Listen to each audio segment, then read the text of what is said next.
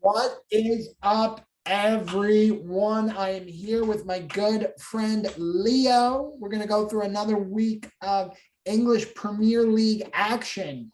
Leo, how are we feeling on this Friday? Excited. I was today years old when I found out that the match day started today. So I'm excited to have a little midday break and watch a little football. I too was exactly 5 minutes old, or 33 plus whatever. The math makes sense to someone who is mathematically inclined.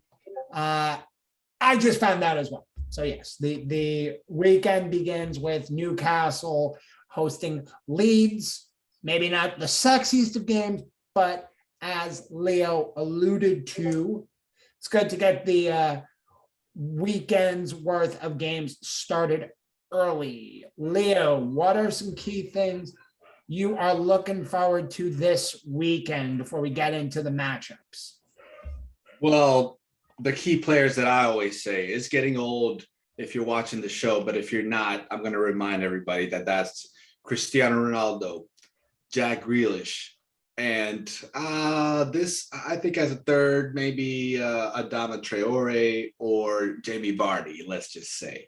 Okay, I was more so looking at plot lines. There's also going to be a new rule instated this minute that for every minute you spend on Jack Grealish, I get to spend 5 on Mo Salah, since he is 5 times the player of Jack Grealish. This is a new rule as of right now. Hopefully that tempers your restraint on Jack Grealish. I did not set that rule in place until right now, so that means I am not due 3 minutes and 55 seconds on Mo Salah, but that is going forward, and I will keep tabs for the end of each podcast. Thank you very much. This is a PSA, and we are moving on from there. Anyway, my key. So, having said that, thank you very much for this morning's sassiness, you little bitch. I think Wolves is going to beat Brentford. Let's just say that's my number 1. All right. Number 2, Liverpool has an easy-ass game. All right.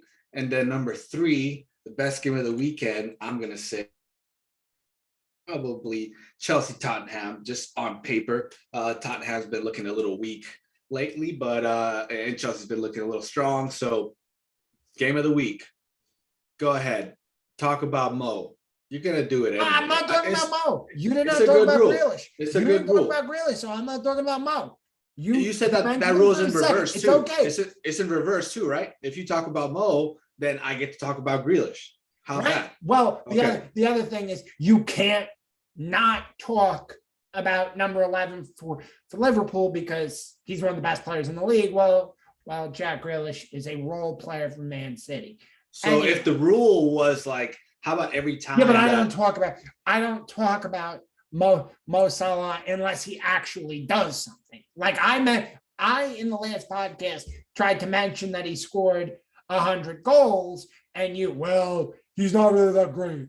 Well, he's okay. Well, he's not really a forward. He's not really a winger. He's a forward. So let's put some points on the board before we start talking about whatever. Anyway, my key thing to watch is these teams that are coming back from European games this weekend or this week. I mean, we went through on our UCL podcast on how I was a little disappointed in all of the English teams and how they performed in the Champions League. It wasn't any different in the lower tournaments. I mean, West Ham had a nice win, but Spurs had to fight for a draw against Rennes. Leicester blew a game. I believe Leicester were playing, was it Napoli? Leicester, Europa League. Was it Napoli? Yeah, it was Napoli. Blew it late, and they got a red card. So the English teams in Europe are kind of kind of meh. I mean, I know Liverpool City and Chelsea all got wins, but I wasn't even that impressed. So you got these teams that got to play a couple games a week now, and it's going to be interesting to see, number one, how they squad balance, and number two, can they have consistency? So, well, we really have to see that. But as we said, the weekend schedule starts today with Newcastle hosting Leeds. I mean, we're probably both going to watch because it's Friday. It's Friday night football. But, I mean, I'm not thoroughly impressed. I really do think we're at the point now where Leeds play the same way they play no matter who the opposition is, which is a good thing when they play a team like Newcastle, who's not good. So I feel like Leeds are going to get out on the front foot, do what Leeds do, play Bielsa ball, and have a very comfortable game. Yeah, I think so too. And there's going to be a couple of little desperate kicks and good plays by Almiron from Newcastle. I mean, he's the one making stuff happen. Mm-hmm. That's the only hope I have for them, to maybe do a 1-1 and get at least a point out of it. But like you said, Leeds has been looking fitter. Leeds are Leeds Than Newcastle. Yeah, and Rafinha is back. Rafinha is doing stuff. You know, Rafinha is the Almiron of Newcastle. So it's like really Rafinha against Almiron. We'll see. Okay, it's Rafinha. Okay, I mean, they do a lot. I get where you're trying to go. You're backdooring into your answer. Yes, they do. They're the engines. They do very similar things, but Rafinha does it way better. Almiron is, I can't pronounce it with an accent, so I apologize, Miguel, if you or your family hears this. But Rafinha's way better. I mean, they do similar things, but Rafinha's way better. And actually, I think the best player in Newcastle is Alan Saint-Maximin. Love watching him. He doesn't have a lot of end product. I compare him a lot to Ismail Sarr on Watford. I think Sarr's a little bit better, but Alan Saint-Maximin's a nice one to watch. For a pick, I have 2-0 Leeds. You know what? 2-1 Leeds. I'll give Newcastle a goal. I like 2-1. Yeah. Opener tomorrow, 7:30. Wake up at the Molineux for Wolverhampton against Brentford. Of course, Leo, you alluded to the fact that you think Wolves will win. I too think Wolves will win. Probably a 1-0. Both teams have shown very strong defensive prowess to begin the season. I think that this is going to be a real slog of a game, but not in a bad way. Not like when you watch a Burnley and a Newcastle or like something like that that's ugly, or just anybody at Newcastle. Not that kind of a disgusting 1-0 game. It's going to be back and forth. They're going to play well. It's going to be a well-played game, but I do still only see a 1-0 game, which, and I'll let you elaborate on this, is kind of the beauty of soccer. Just because you play well, just because you put together good passes, doesn't exactly mean it's going to be a 5-3 game. It could be a 1-0 game that's really well played. The beauty about it is that there's no Cristiano Ronaldo's here. There's no Lukaku's here. You know, you don't have a bunch of stars on one team all wanting the ball. You have a bunch of players that are doing teamwork. And I guess there's a bit of that that's not true about Traore, because he just picks up the ball and just takes it away, right? But as far as a whole team strategy, Brentford has shown that, you know, they came from a lower league and they beat a couple teams. They got a pretty good amount of points. Wolves hasn't had as much of a good run as Brentford, but if you watch the games, you see how dangerous they can be. They Right. don't win all the time. They don't score all the time, but you give them a chance, they do something with it and they scare the shit out of you. So hopefully Wolves makes a difference here because he's not dealing with some of these defenses, in Liverpool or even Manchester or Chelsea. He's not dealing with those type of defenses. He's dealing with a Brentford defense. Traore is. So hopefully that can make a difference. Hopefully it's a slugger of a game. They're just back and forth the whole time, which I think is what I like about the EPL and some of these middle of the table teams, So yeah.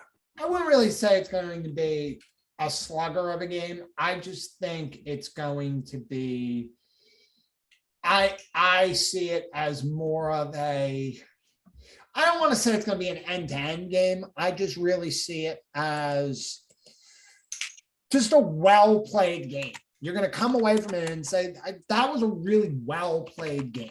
Like, just nobody is really going to have outstanding offensive performances and the nice run-ups to plays are going to be kind of shut down. They both play a very strong defensive brand of football. They have enough of people there who make smart passes. I like the two teams. I do. 1-0 Wolves. The next game, 1-1 for me.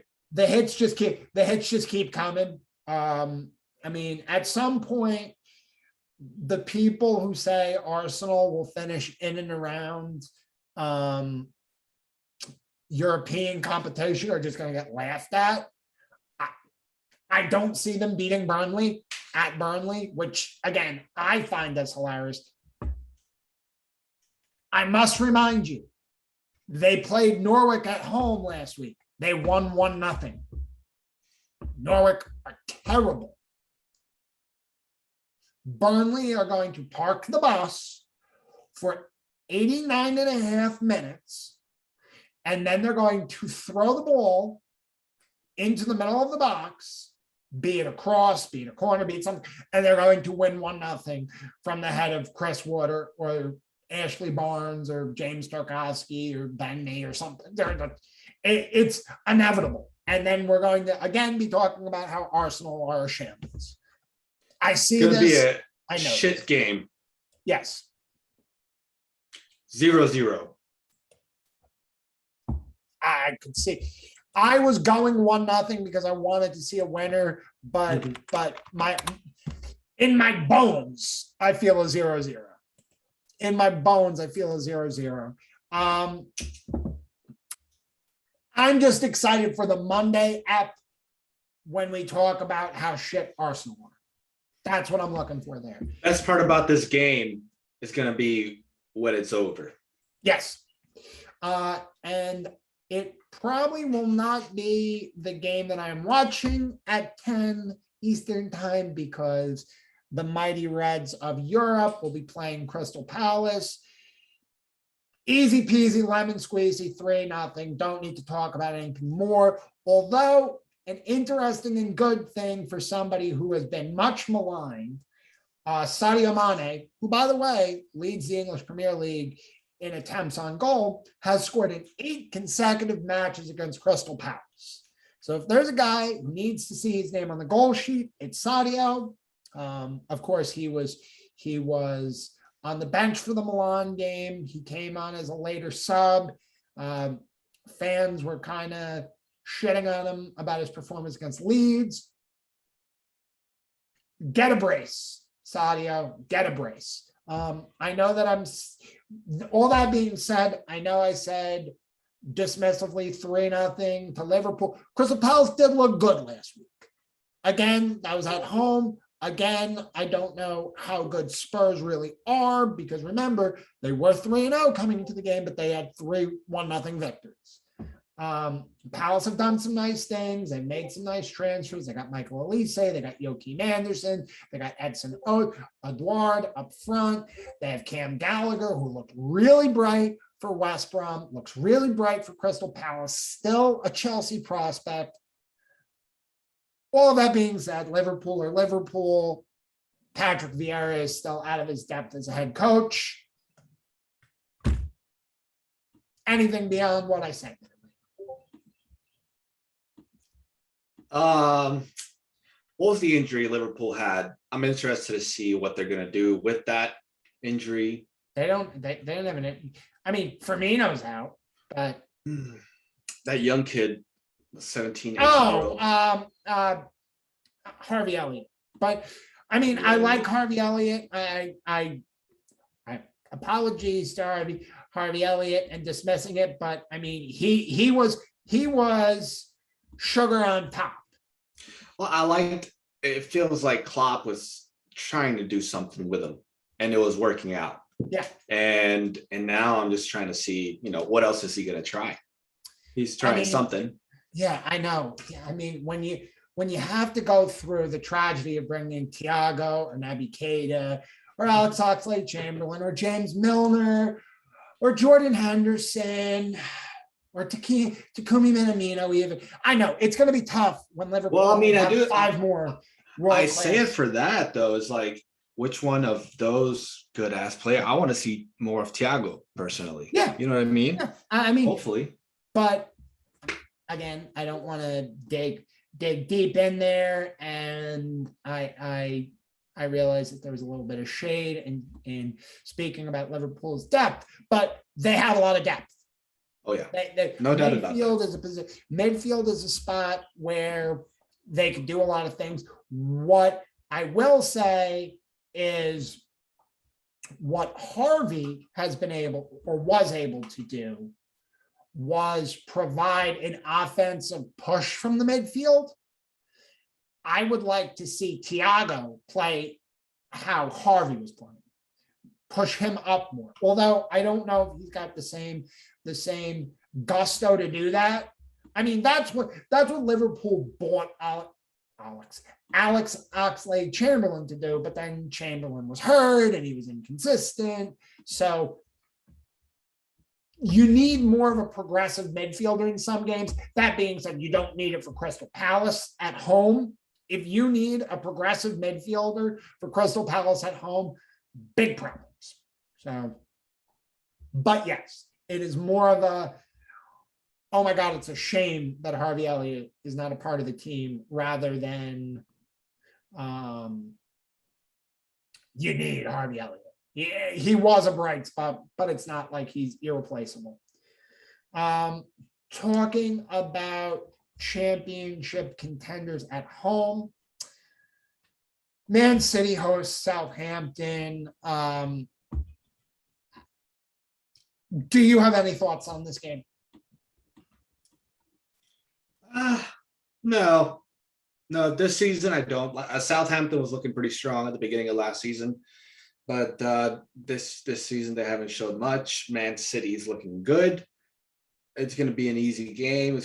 That's probably the game that I'm going to watch, if not Liverpool. Yeah, I mean, it'll be fun. It'll be fun to watch if you want to see goals scored. I mean, by the team that will be in a light blue, not so much from the red and white. I think that between the last 2 games we discussed, Liverpool, Crystal Palace, and Man City, Southampton, those are going to be in competition for the drubbing of the week. I mean, I would say, I don't know how it's going to be balanced out, but between Liverpool and Man City, there will be at least 8 goals scored between the two of them. So could be 4-4, could be 3-5, could be 6-2, whatever it is, there's going to be 8 goals scored, in my opinion. Next game, last game of the 10 o'clock hour per the EPL website. Not an exciting game on paper, but implication-wise, as I think the last 5 games on the schedule really do come down to, the big how I feel games. Norwich and Watford is a 6-pointer in the relegation battle, and I know that it's bad to say here in week 5 that we're having a 6-pointer for the relegation battle, but I mean, these are teams that you would probably think are going to be somewhere between best case 15th, worst case 20th. So a win for Norwich is big. They're at home. If you're in a relegation 6-pointer, which I know again could be very bad to say about either one of these teams, because you never know. One of them could get on fire. I mean, you really like Watford week 1. Who knows? They could finish 11th. And this game really wasn't a 6-pointer, but it probably will be. But that being said, Norwich needs to get the win here. As I said, they are bottom of the table. They don't have a point. They don't have a point. Scored 1, allowed 11. They need this game mucho. And yep. Watford they're okay, but that's a game that Norwich need to win. That's what makes it good. Watford is decent, has a decent offensive line, has a couple of players up there that can score some goals, that are used to scoring goals season after season. Norwich has a couple of killers as well. Mm-hmm. As a whole team, they're not as effective as Watford, but I feel like they have grit, and that's what's going to make this game pretty good. Good to watch. Yeah, I want to see more of the new Norwich players. Of course, losing Buendia to Aston Villa, who we will talk about here in a moment, has hurt. But Josh Sargent, the U.S. international, has looked bright. They did add Milat Rashica from the Bundesliga, so they're trying to figure things out. And again, it's a home game. You need to win your home games against teams that are in and around your area if you want to stay alive. Continuing with the how Did you get I feel. Oh, sorry, you go. Did you get that from MLB The Show, and how you're supposed to conquer the fans? And no, that weird. That doesn't fit at all. That reminded me of that. I'm not going to dig deep in the rabbit hole there, but I mean, I guess if you're trying to conquer the fans, for those of you that don't know, one of the modes in MLB The Show, which is a popular baseball video game, is conquest mode, where you have to take fans from teams. So I guess what Leo's trying to say is that Watford would try to be taking fans from the Norwich territory, and that is how they defeat the English Premier League conquest map, which maybe we need to use as a thing more often, and maybe we will in the future. Anyway, Aston Villa host Everton in the late game on Saturday, and this is a very interesting matchup. Everton are flying right now. They are in 4th. They are level with everybody on points on top of the league. They are feeling themselves massively right now.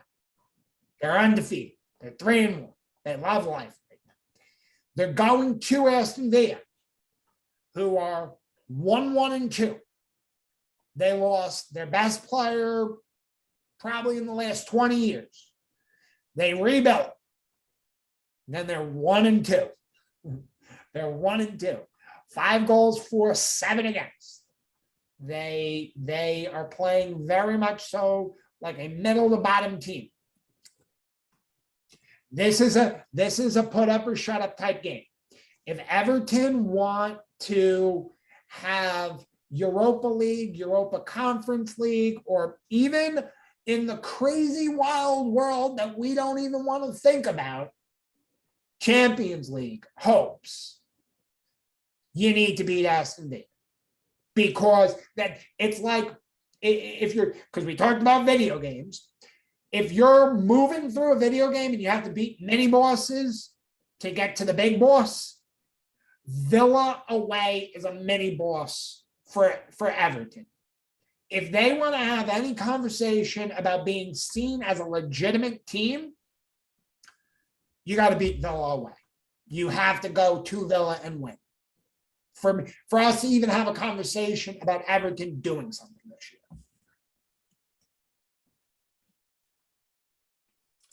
It's going to be a good game. Yes. I like Everton. I don't respect Aston Villa as much, and I can't wait to see him pop a few in the goal. Hopefully we get our boy back, but if not, I think they're still good with the new signings. Gray has been impressive. Calvert-Lewin, hopefully he plays, and the 5-year-old Richarlison.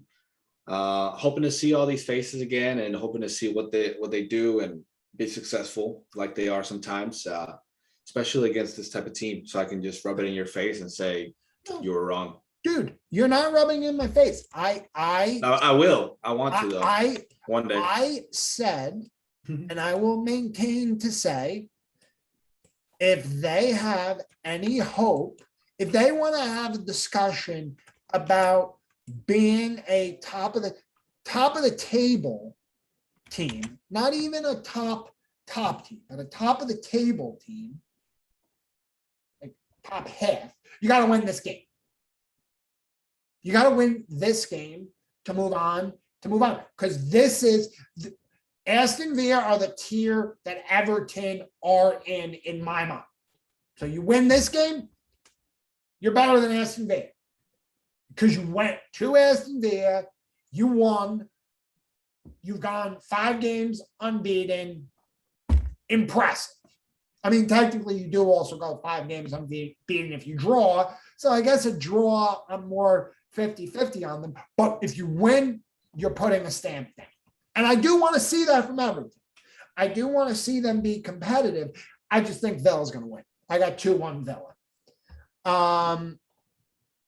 So that is my feeling there. Next game, really, I only want to talk about this game because you loathe Brighton and you love Leicester. Brighton, yet again, point off the top of the league. They're sitting in 6th right now. They have a very middling goals for against. They've scored 5 and allowed 3 for 4 games. So they're barely scoring over a goal a game. You wanna say that this is anything real? You got Leicester City coming to your house. They got a point from this game. I'm not talking about a win. They got a point from this game. Brighton are allowed to say, we're having a nice start to the season. Then they're allowed to say, we're having a nice start to the season.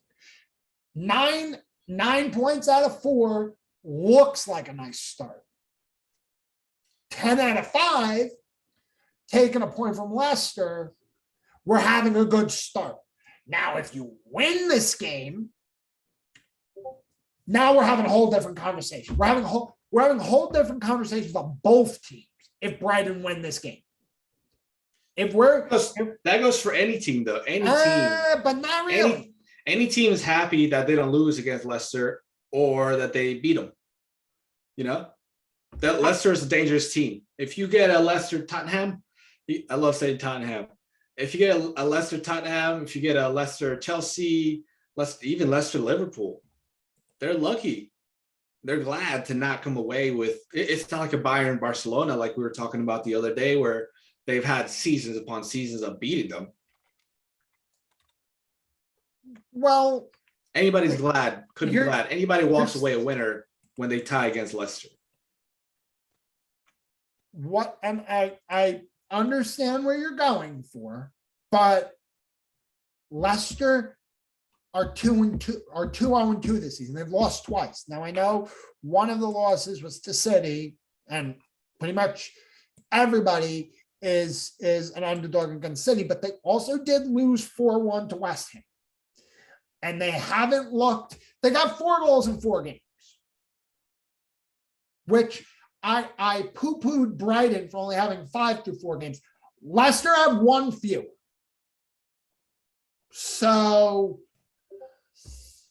I mean, I think Leicester's still going to win this game. I could see a 2-1, 3-1 Leicester. I know that I'm kind of burying the lead by saying Brighton could. I don't think Brighton will. I think Brighton lose this game comfortably. They might even lose 3-0. But if Brighton do win this game or do draw this game, we have to have a legitimate conversation about Brighton being a team to watch. Maybe not a team that'll make Europe, but a team that you can't just say, oh, it's Brighton. Like when Brighton play one of the big teams, like when they play a United, a Chelsea, a Liverpool, a City, you look at them and say, wow, Brighton might be able to give them a bloody nose. And you could say, because look what they did to Leicester. So that's all I have to say about that. The next game, it's West Ham hosting Man United. And I went pretty well in, I know you referenced the UCL podcast that we did yesterday. I went pretty well in at, I don't rate Man United. I'm not talking about how Man United were good. I don't look at their game against Young Boys as, oh my God, they're not a Champions League competitor, because I didn't think they were to begin with. And the Young Boys game just reinforced that feeling. I also said that West Ham were the only English team that looked good in Europe this week. And I think West Ham are going to beat the shit out of Man U. I see them winning that game 3-1. And I think that this is going to be when the wheels start falling off. The wheels on Ollie's bus start falling off. And as a Liverpool fan, I would be quasi upset because this is going to the end of Ole Gunnar Solskjaer. I want him to stay at Man United. I want him to stay because him and Man United are a fourth place team. I will go here and say this. Man United are in a similar place to where Chelsea were last year. Chelsea had Frank Lampard, and they were struggling. They added Thomas Tuchel, and they won the Champions League and made the top four. United have Ole Gunnar Solskjaer, and I know they're on top of the table, but I feel like they're paper champions right now. I don't believe in what they've done. They haven't played anybody, and the only team they did play that was of any quality was Young Boys, and they lost to them. If West Ham play at West Ham's home, West Ham beat them, as I think they will, people will start, especially since United fans don't have any patience. We spent the money. We did the things. We got Sancho. We got Ronaldo. We got Varane. We need to go, go, go. We want to win our 20th title.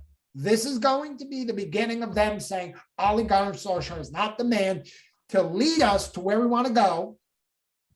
And I could see, and I know I'm projecting out, I could see by Thanksgiving, Antonio Conte is the coach of Man United. Interesting hot take.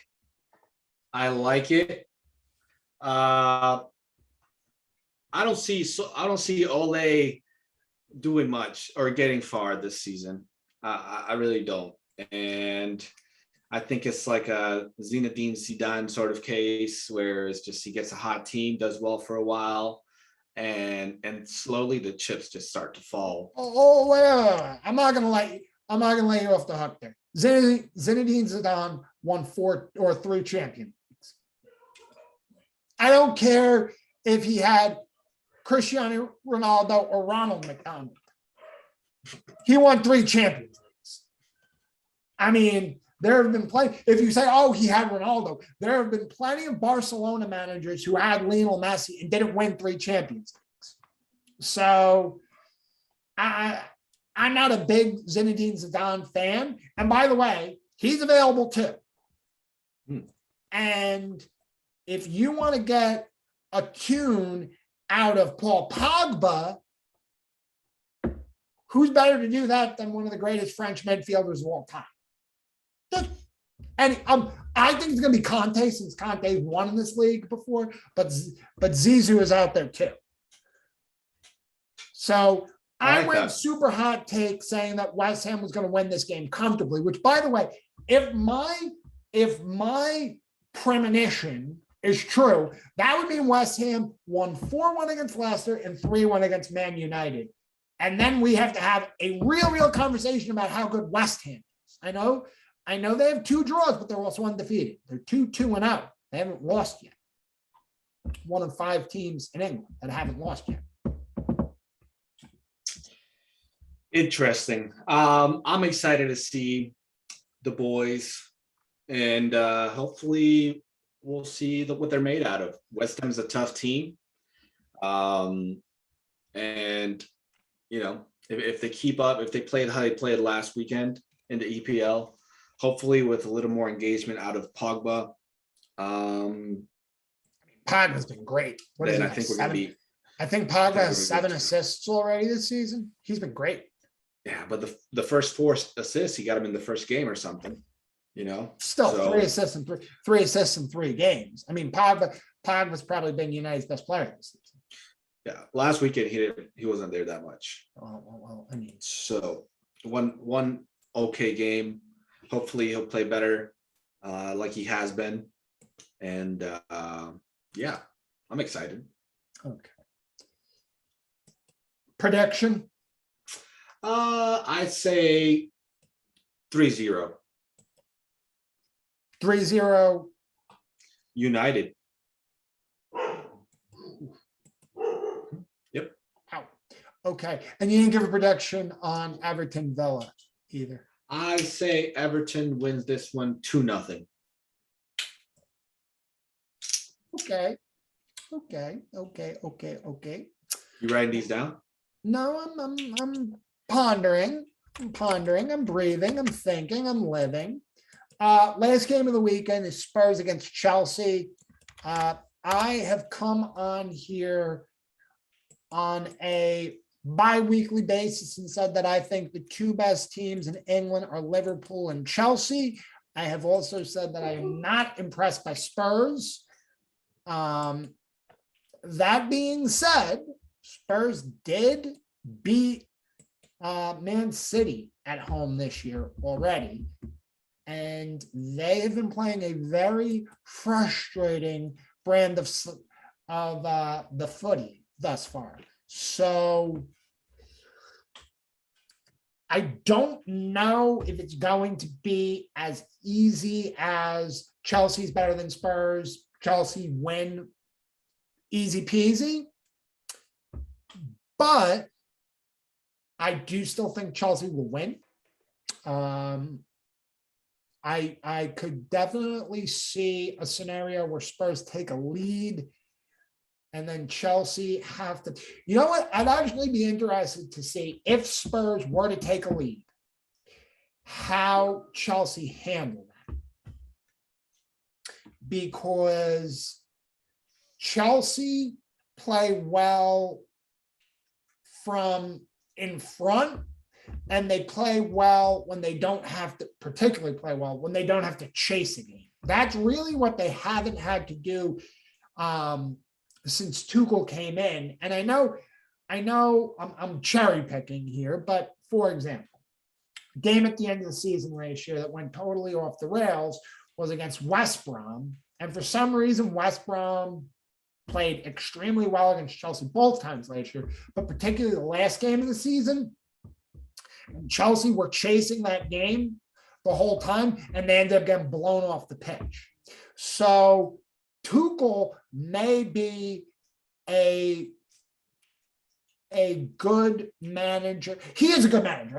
I was going to say he may be a good manager. He is a good manager, but I feel like he isn't a manager that can change the tempo.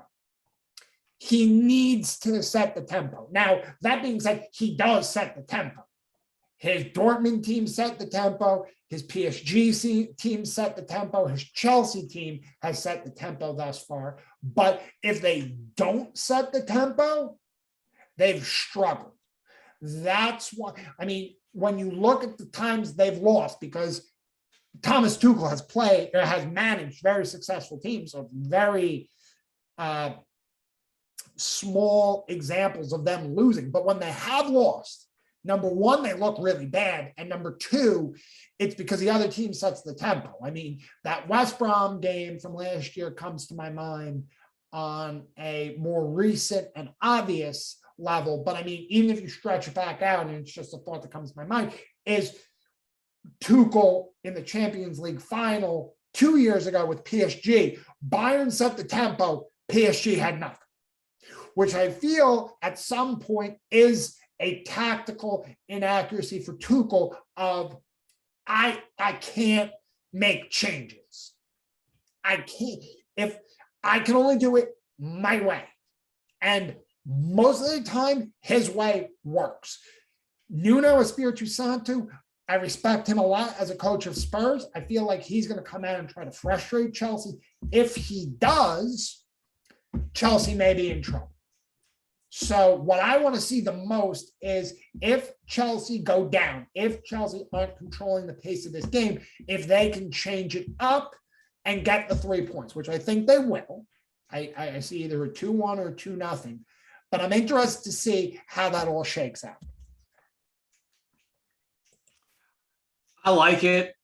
I mean, Tottenham's always like that. They start stinging you any chance that they get and park the bus the rest of the time. Chelsea likes being in control, so they're going to be fooled into thinking they're doing better. Dangerous because Tottenham plays like a spider, just getting you in their spider web, and they just kind of, whiplash you out of nowhere. But if they do happen to do that, that's why they got players like Lukaku now that are always thinking blood. You know what I mean? Whether they're losing or winning, they're going to be thinking blood. These players, Cristiano Ronaldo, Mo Salah, these players think goals all the time. No matter how bad they're losing, they want to get at least 1 or 2. And Lukaku is going to be that, and that's why that may be something new with Tuchel. You know more history than I do, but that's probably why he was brought in, is just to not let a stupid goal ruin your morale. Just keep on trying, and Lukaku, I can see being that type of bully player. I mean, I totally understand where you're coming from. More so on last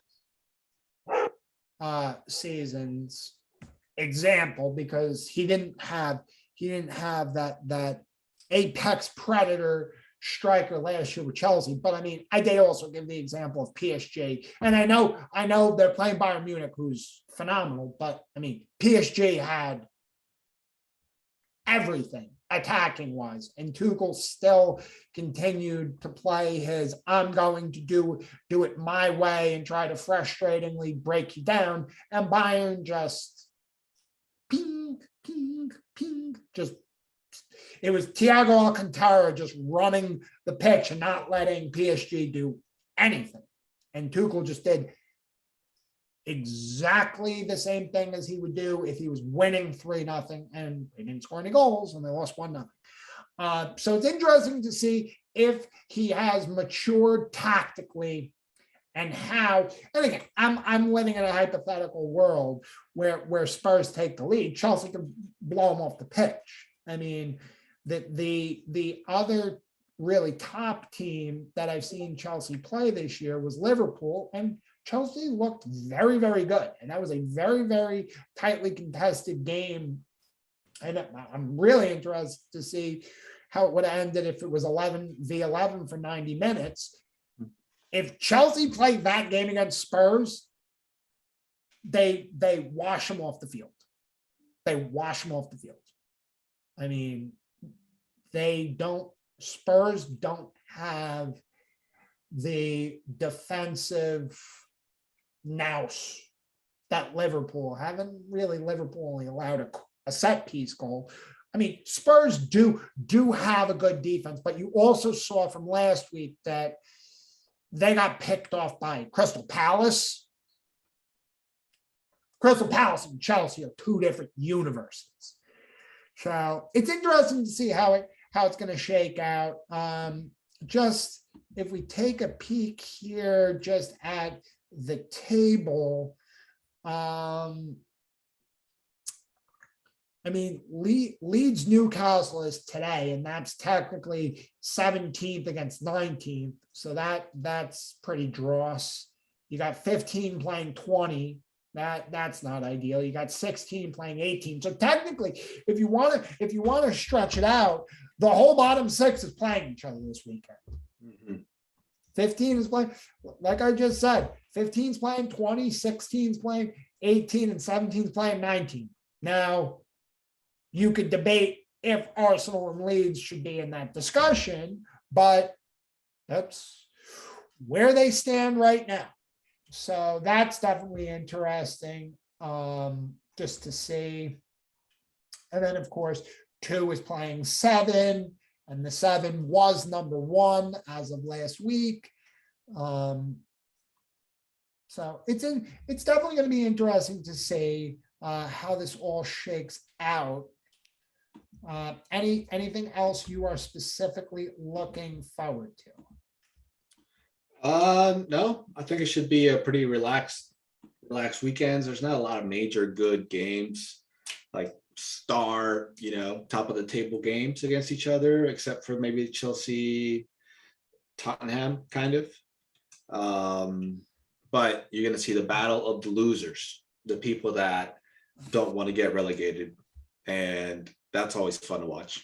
I mean, in my humble opinion, the 2 most interesting things to watch are going to be, the most interesting thing to watch is going to be Arsenal Fan TV if they lose to Burnley, which I think they will. But as for things that are actually going to occur on the pitch, I want to see Norwich and how they do this weekend. Can they get that win at home? So Mhm. and then of course I just want to see all the goals from Man City and Liverpool, because that's always fun. But anyway, think we can leave it there? Got any other thoughts, ideas? That's all that I have for now. Ponderings. Okay. I always feel like the previews are not as long as the reviews, which is good because we don't really know what happens until it happens. That's a deep thought. We don't know what happens until it happens. And then when it happens, we're going to react on what happens. Deep thoughts. Trippy. Anyway, Leo, always fun. Enjoy another weekend of the footy. Thank you, sir. We'll see each other in the after post-season show. This show was brought to you by De La Venturas Pizzeria. Mwah. Great timing on the kiss.